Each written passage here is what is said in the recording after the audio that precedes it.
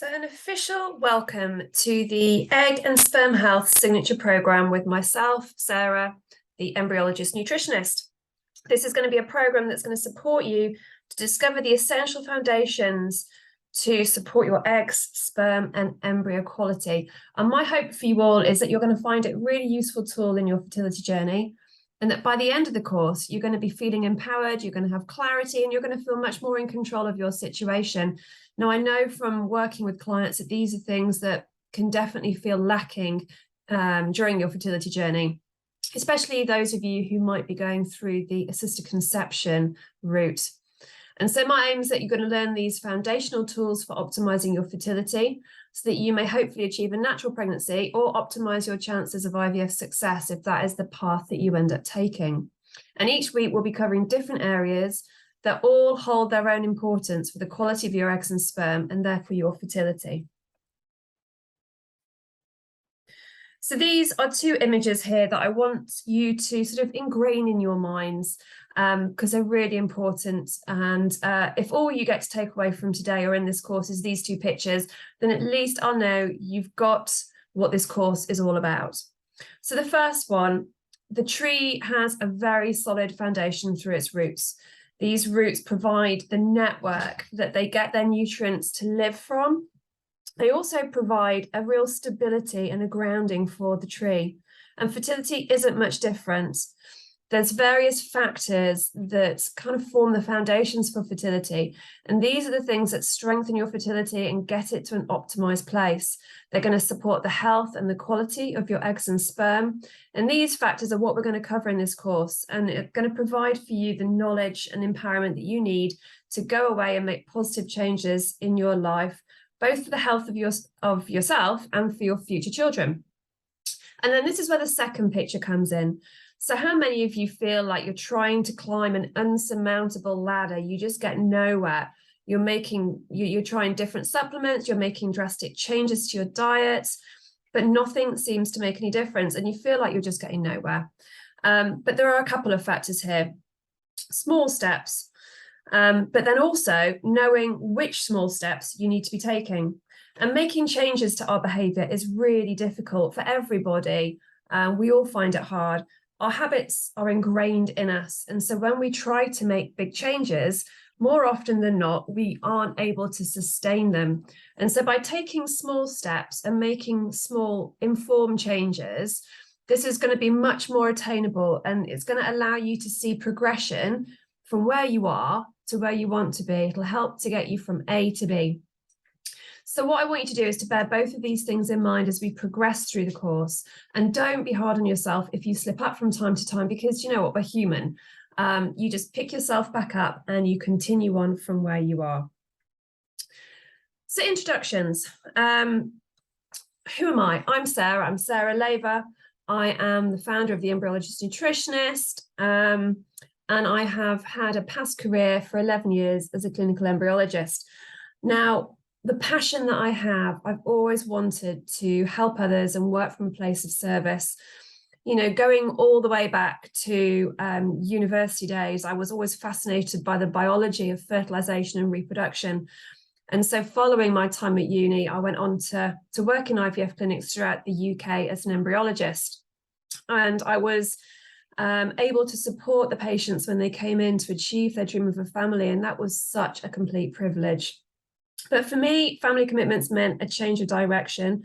And so roll on a few more years and a foray into psychology, I then decided to retrain as a nutritionist, as I've always had a fascination with nutrition. I used to have IBS in my 20s, and so I've always had a keen interest in how nutrition is able to support health. And I realized actually that I could combine this new nutritional knowledge and skill set with my original passion, which was supporting those who were experiencing fertility issues. Hence, here I am with you. So I really do thank you for the privilege of letting me support you on your own journeys. And how do I provide that support? So I provide support through my one-to-one packages, programs, and you're actually going to be having an exclusive discount following this course for those.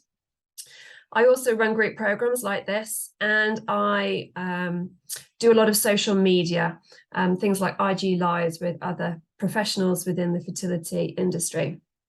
And as you can see here, I'm still human. I love growing or trying to grow vegetables at home when I'm organised enough. And I am a huge dog person. And you can see here with my two gorgeous dogs, Zippy and Button. But now I have introduced myself to you. What I would like you to do following this video is for you to all introduce yourself to each other. If you want in the Facebook group, there's no obligation to do that at all, but you may find that others have a very similar journey to you, and my hope is that you're going to find a great sense of community and support from within the group. So I'd really appreciate, and I think that you will find it beneficial if you do get involved within the private group and maybe start introducing yourselves in there. So moving on to introduce the underlying theme for this course, which is infertility. And these are numbers that undoubtedly you've seen before, but I think it's always good to repeat them so that you know that you're not alone. And the statistics here are saying that it's about 1 in 7 couples, or about 10 to 15% of couples, that experience infertility. And this can present itself in many ways. It can be through blocked fallopian tubes, polycystic ovary syndrome, or PCOS or PCOS, endometriosis. It could be male factor, and it could be unexplained, although it's never actually unexplained. It's just that we don't know the reason yet, or it's not been investigated enough for us to have that root cause and that reason for the fertility struggle. But for some people, getting pregnant isn't so much the problem, but maintaining the pregnancy is. And this is shown in this very sad fact that 1 in 4 pregnancies do end in miscarriage as well. And so sometimes the causes are not obvious for infertility. You might not be able to see them on a scan or a hormone panel. And this is why it's so important to work on both sides of the equation. A lot of causes are hidden ones, such as DNA damage to the sperm or eggs. But if you're both working on it together, it also, as well as being able to try and find the root cause of where the fertility struggles are coming from, it also provides more of a sense of support at home for you both. And it helps making any changes easier when you're both taking part. So that's why I feel it's really important that both partners, unless you are a single female or you're in a same-sex relationship, it's important that both of you focus on improving your health. So in order to know which areas to focus on, it does help to understand what may actually be hampering your ability to conceive. And these 4 factors that you can see here, stress, nutrient deficiencies, hormone imbalances, and inflammation, these are seen time and time again, and they often interlink to resulting conditions like PCOS, endometriosis, or poor quality of eggs and sperm. And these are areas that will be supported as we work through this course, enabling you to feel empowered that you are able to take back some of that control and be clear on what you need to do to try and balance these situations. And when we think about supporting fertility, there is a question sometimes posed as to how long do I need to do X for, or how long do I need to give up Y for? And this course is 6 weeks long, and you may expect to have instantaneous effects from the changes that you will make during that time. Now, you may begin to feel healthier, your digestion may improve, your energy levels may rise, but any changes that you make throughout this 6-week period of time won't show in the quality of your eggs and sperm for a further 6 weeks after the course is finished. And so making the changes to support your fertility need to be consistent over a minimum period of 3 to 4 months. But why? So this is all to do with the length of time it takes for the batch of sperm to be made or for the eggs to finish off their final maturation. And it's during these 3 months that they are most susceptible to damaging effects from our diet and lifestyle. They're really quite vulnerable. So that's why we make small changes so that we're able to sustain them longer. Making the big changes means that the sustainability of those is likely to be less. So it's small changes, because remember, the tortoise beat the hare. And so what I would like to do next is just to give a brief outline of eggs and sperm and their physiology, their shape, what makes them up, and also their development and maturation.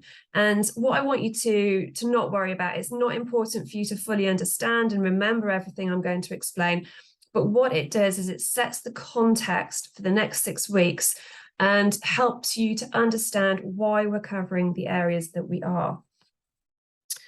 So first of all, we have the human egg, or the oocyte, as it's officially called. Now you can see in the diagram on the left that there are things called follicle cells and the corona radiata.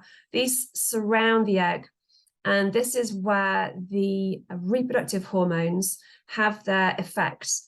So these cells are responsive to the hormone FSH that you are probably all very aware of. And the cells also help to nourish the eggs and promote its final maturation to the stage at which we want it to be. And then on the right-hand side, you can see an image of an egg which has been taken down in microscopes. This is what we would see in the IVF laboratory. And you can see right in the center there is the egg, and it's surrounded by many of these follicular cells, these corona radiata, radiating out from it. So during the egg collections in the IVF clinic, this is what we would be seeing down the microscope. And then when we go back to the egg on the left, you can see the next layer in is something called the zona pellucida. And this is a sort of protective wall, and it's where the sperm bind to the egg in natural conception or in IVF. And when fertilization happens, it's a really selective process, which only allows one sperm to penetrate through into the egg. And so the zona is a very important part of the egg. And then within the egg, you also have the nucleus that contains the DNA, and the cytoplasm, which contains many different types of structures that you can't actually see here, but they are essential for the healthy functioning and the healthy maturation of the egg. And one really important type of structure that's found here, and it's actually found in all cells in our body, is something called the mitochondria. And these are little powerhouses of the egg. They provide all the energy that's needed to complete growth and maturation, and they are also absolutely essential for many other processes that occur throughout fertilization. And therefore, if they become negatively impacted, then the maturation of the eggs or fertilization may be negatively impacted as well. So the mitochondria, this is one thing to understand, is the mitochondria from the egg also become the mitochondria in the embryo. So it all comes from the egg from this point of view. So again, we see the importance of having healthy mitochondria in our eggs to be able to support further embryo development, because the mitochondria do play a large role there. And this looks like quite a busy diagram. Again, you don't need to know all these details at all. It's just a pictorial to help you understand. So as you are all probably aware, a woman is born with all of the eggs that she will ever have already when she's born. And these are what we call kind of frozen and suspended animation. Essentially, there's no development going on within them until puberty. And at this stage, they're called the primordial follicles, and you can see them right on the left-hand side of this diagram. Now, after puberty, our hormones kick in. There's a continuous slow growth of a cohort of these follicles. And then the final kind of maturation stage through what are called the antral stages towards the right-hand side of this slide. This takes around 3 months, or sort of 85 days, you could see here highlighted in yellow. And this is when the chromosomes become really active again and they start the final maturation. So you can see that the whole sort of growth from the primordial follicle to when ovulation occurs on the far right-hand side is about 300 days, so just under a year. But the final stage of maturation, which is really when the eggs are very vulnerable, is the last 3 months, the 85 days. And the DNA and chromosomes within the eggs are really vulnerable at this stage to potential damage and errors. And so that is where this recommendation of 3 months comes in for the minimum time to spend focusing on improving egg health. And each month, there is a large cohort of these follicles that starts to do this final maturation. And at the end, in a natural cycle, it's just one completing the process. And you can see ovulation happening on the right-hand side. The others basically degrade and just get reabsorbed. But if you're undergoing IVF cycles, your cycle is being manipulated so that the cohort of follicles that start to finish their maturation, they all carry on developing. Hence, you can have a greater number of eggs collected. But as you can imagine, this final stage of maturation is really energy intensive. It needs a lot of energy for the eggs to do what they need to do. And therefore, that's where these mitochondria come in again, and a really good mitochondrial functioning is required. So they are really important. So now over to the sperm, or the official name is a spermatozoon. And as you can see in the diagram, the sperm is constructed of different parts. So the head of the sperm on the left-hand side, this contains the DNA or the chromosomes that will fuse with the egg to become the embryo. And these are contained again within the nucleus, which you can see labeled up. And then the sperm has a really long tail, and this is specifically evolved over years, over millennia really, to help the sperm swim through the female reproductive tract so that it can reach the egg, because the sperms are very, very small. So they've actually got quite a long way to swim. And so it really needs a good functioning tail. And in the middle, between the head and the tail, we can see something called the midpiece. And this is filled with a great number of mitochondria, as I can see highlighted in blue. So we come across the same structures that we saw in the egg that, again, are so important for the sperm to be able to carry out its purpose, because swimming the distance that it needs to requires a huge amount of energy. And this is where the mitochondria really come into play. So that if there is any damage to the sperm here and to the mitochondria, then that might impact the fertilizing ability of the sperm. So again, mitochondria keep coming up. They're really, really important. And just because everyone likes to see what sperm actually look like down a microscope, here's a photo of some sperm that, again, you'd see down the microscope in the IVF laboratory. And you can see that there are a number of different abnormalities with some of these sperm. Some range from irregularities in the head. You can see sort of holes in the head, essentially, to some sperm having two tails.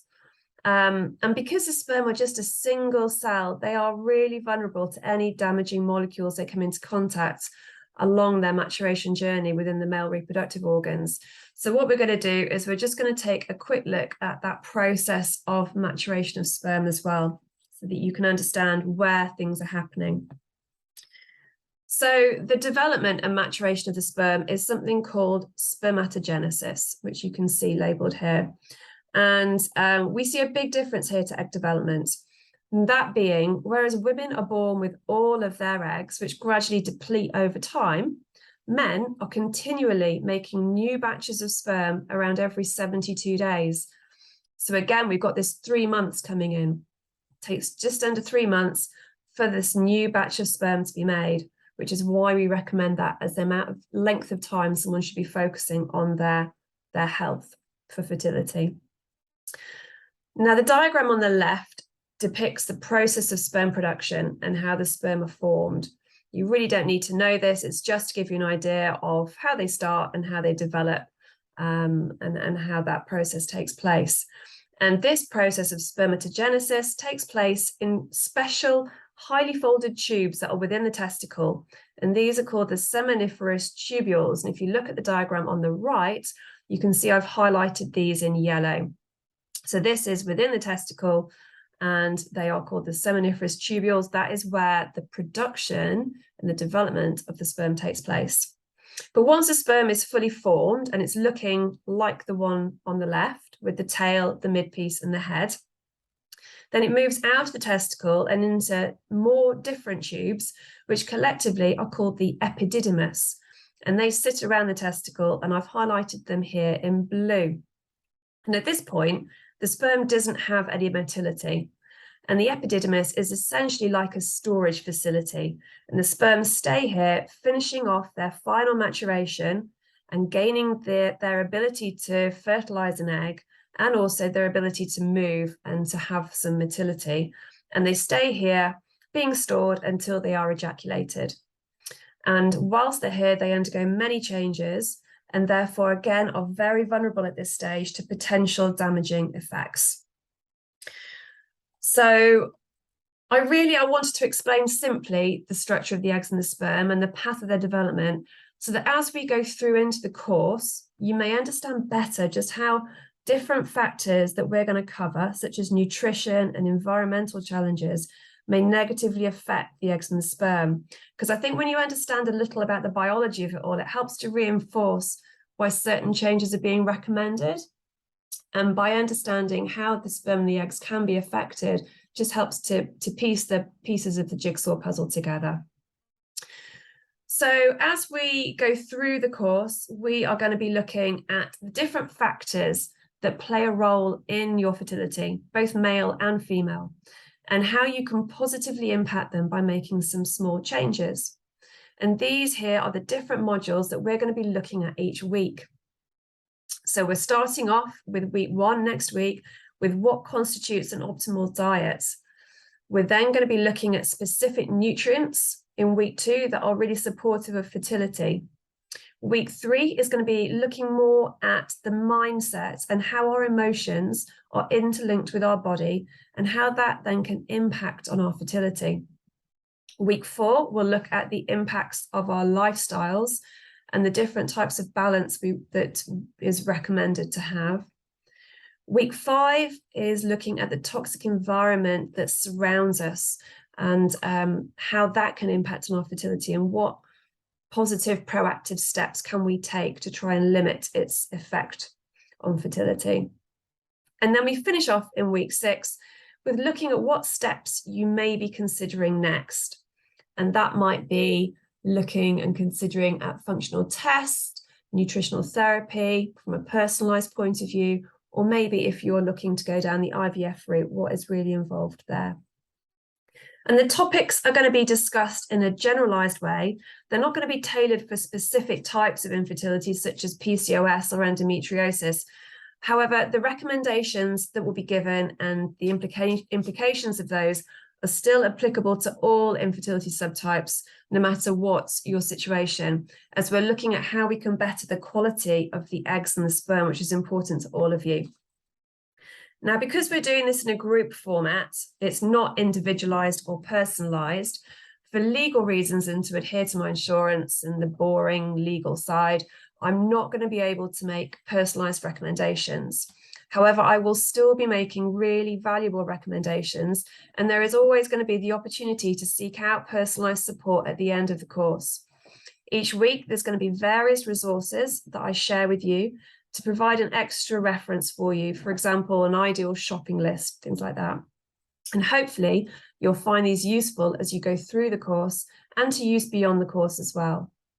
One thing that I've introduced is there's also going to be a weekly challenge that is posted in the Facebook group and through the membership platform.